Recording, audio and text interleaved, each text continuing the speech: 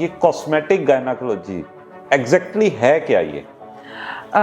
Sir वैसे cosmetic gynaecology को explain करने के लिए मुझे एक बहुत थोड़ा बेसिक बैकग्राउंड देने की ज़रूरत है। हम females we go through a very dynamic life. हम प्यूबर्टी आती है हमको, हम उसके बाद बॉडी चेंजेस हैं हमारी, then we go through child birth. Cosmetic gynaecology के ज़रिए चाइल्ड बर्थ में आई हुई चेंजेस और मेनोपॉज से आई हुई चेंजेस, इन दो चीज़ों के लिए हम लोग हेल्प करते हैं। जब हम बात करते हैं कि विजाइनल डिलीवरी के पश्चात विजाइनल लूजनिंग,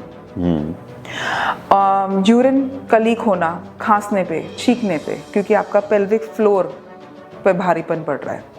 21st सेंचुरी की फीमेल होने के नाते we are working also, we are mothers, we are working mothers and even house wifes are considered as very हम लोग क्षमता रखते हैं कि हम बहुत सारा काम कर सकते हैं। ये प्रॉब्लम्स हमको डिस्कम्फर्ट देती हैं, ये हमारे नॉर्मल जीवन शैली को जीने में हमें प्रॉब्लम करती हैं।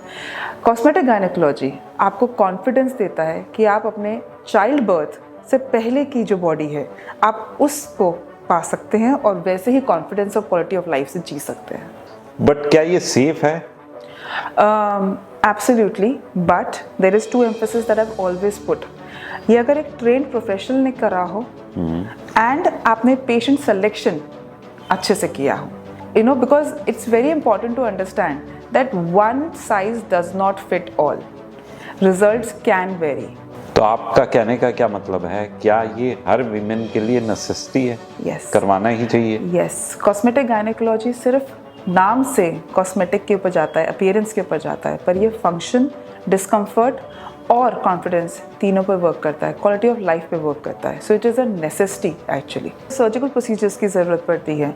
सर्जिकल प्रोसीजर्स जैसे कि विजाइनल टाइटनिंग, लेबियाप्लास्टीज, जब हम इनकी बात करते हैं, well the patient is admitted but the skin incisions are very small. इनकी रिकवरी इसीलिए बहुत फास्ट होती है और इसलिए पेन बहुत कम होता है।